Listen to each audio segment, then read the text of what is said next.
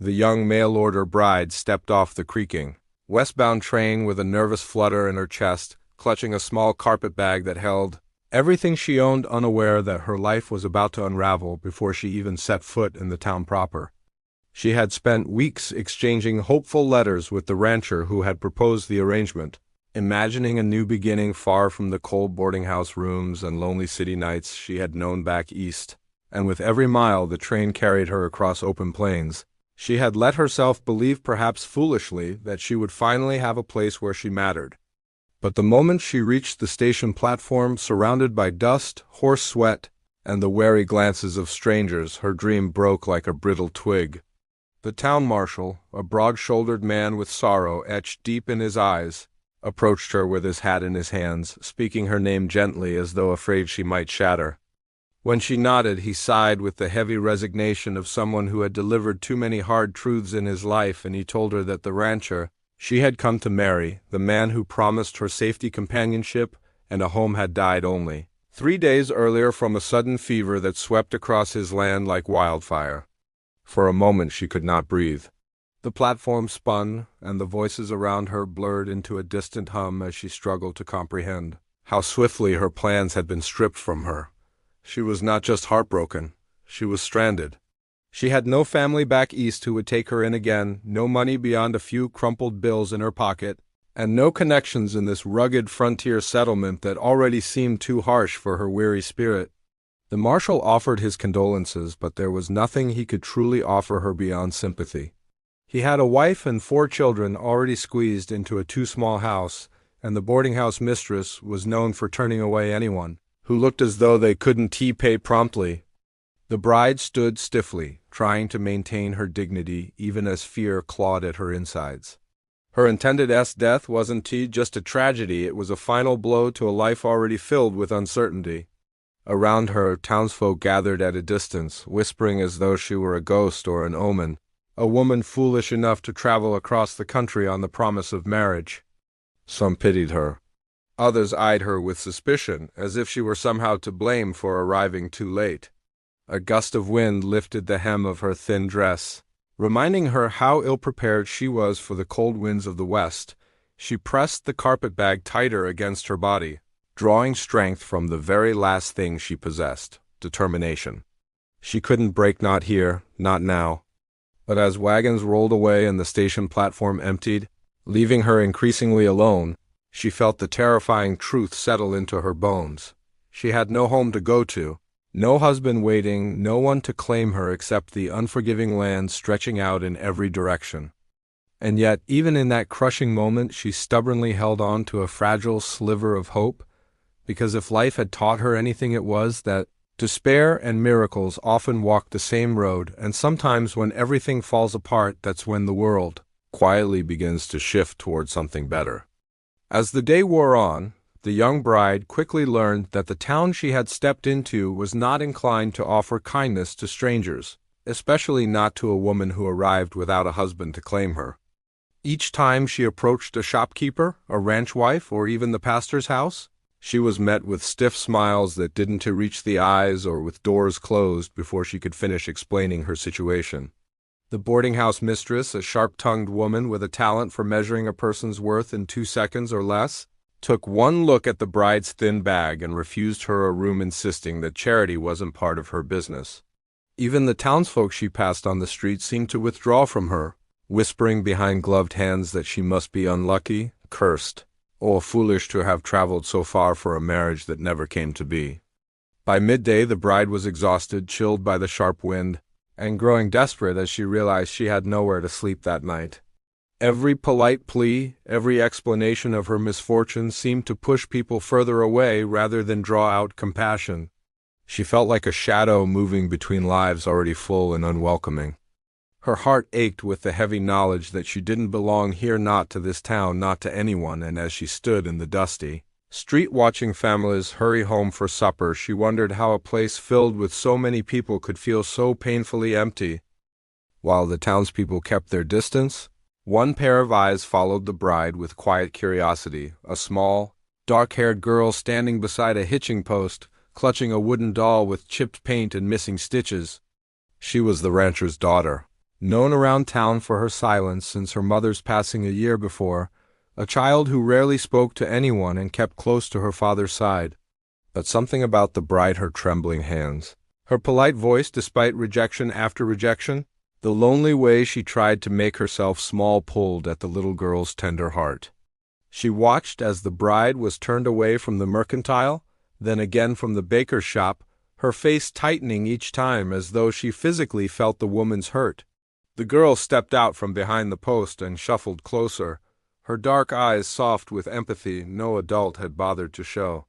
She didn't understand everything, but she understood enough. The bride was sad, cold, and alone, just as she herself had been since her mother's death left their home echoing with quiet that no one could fix. The girl lingered near the bride's side as though drawn by an invisible thread, sensing instinctively that this wandering woman needed someone, maybe even needed her. The bride had just stepped away from yet another closed door when she felt a tiny tug at her skirts, so light she almost thought she imagined it. She turned and found the little girl standing there, small and solemn, her wooden doll tucked beneath one arm and her free hand reaching up with quiet determination. For a moment neither spoke, the bride too startled, the girl too earnest to rush her words, until the child's soft voice broke through the cold air with a gentleness that pierced straight through the woman's loneliness. "You need a home." "And I need a mommy." The bride's breath caught, tears welling instantly, because those simple words held more warmth than anything she had received since stepping into the town. She knelt down instinctively so their eyes met, her gloved hands trembling as she touched the child's small fingers. The girl's hand was warm, steady, full of trust the bride didn't believe she deserved, and yet she couldn't bring herself to pull away. Loneliness recognized loneliness, and in that moment they understood one another without explanation, the child seeking the love she had lost, and the woman longing for the belonging she had never truly known. The world around them seemed to pause, the wind quieted, the street emptied, and all that remained was the fragile, astonishing connection between a lost woman and a hopeful little girl.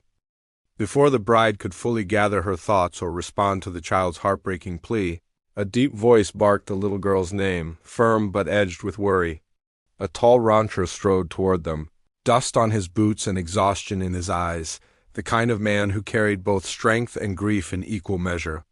He scooped his daughter gently but protectively behind him, embarrassment flushing his face as he apologized for her boldness. Yet when his gaze shifted to the bride, to her thin coat, reddened eyes, and the defeated slump of her shoulders, something in him softened. He had seen hardship before on the land, in storms, and in the quiet ache of his daughter's loneliness, but there was something different in the sorrow standing in front of him. He asked her name, listened carefully as she explained what had happened. And though he didn't say it aloud, he understood too well what it meant to lose someone and be left adrift. After a long moment of weighing risk against compassion, he exhaled and made a decision he wasn't entirely sure was wise but felt undeniably right. In a steady voice he offered her a place to stay at his ranch. "Just until you find your footing," he insisted, though the protective glance he threw at his daughter revealed deeper motives. The bride hesitated, overwhelmed by the unexpected kindness, but the little girl slipped her hand into hers again, sealing the invitation in a way no words could. And so, with hesitant hope and trembling gratitude, the bride accepted the rancher's offer, unaware that this simple act of mercy was the first step toward reshaping all three of their lives.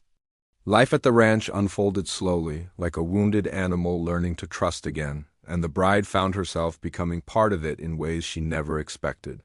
She woke before dawn to help with breakfast, discovering the kitchen had long been missing the soft humming and gentle warmth a woman brings.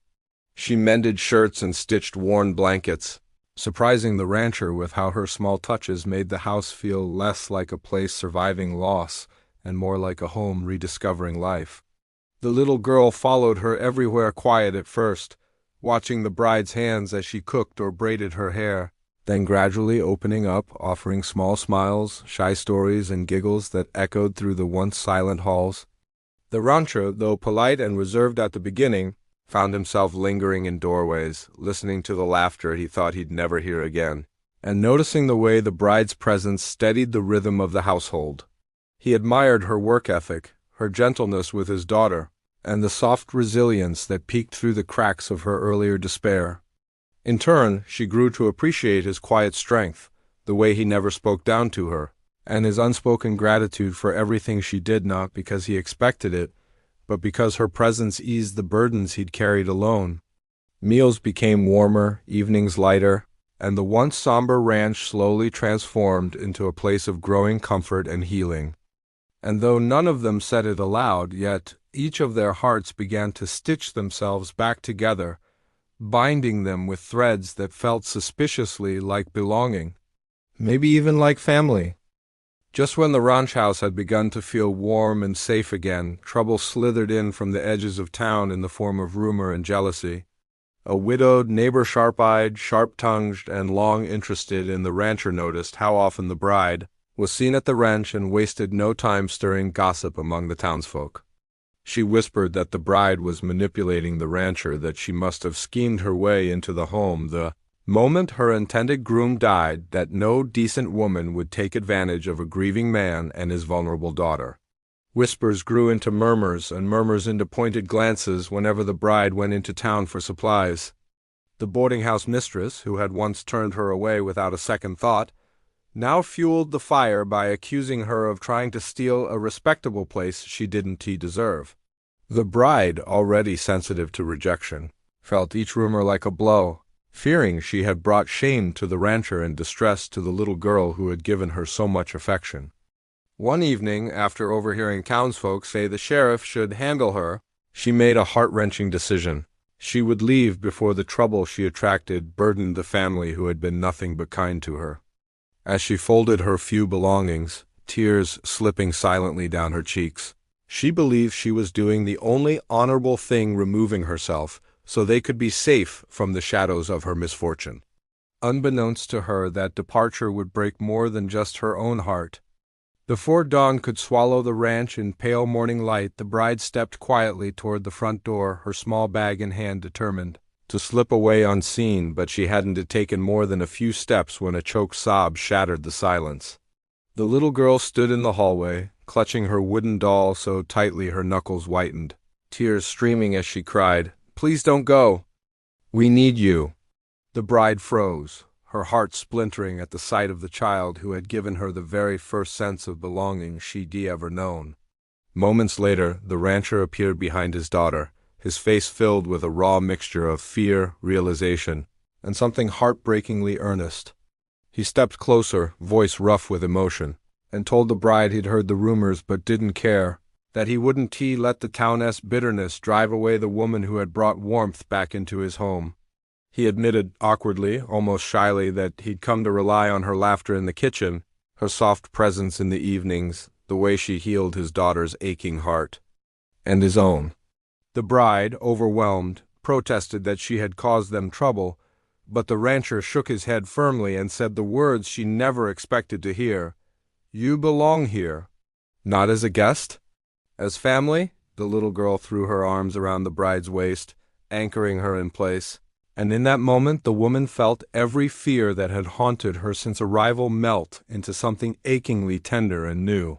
As the rising sun painted the sky gold, she realized she was no longer a wanderer with no home she had found. Hers in the hearts of a father and daughter who wanted her not out of obligation, but out of love.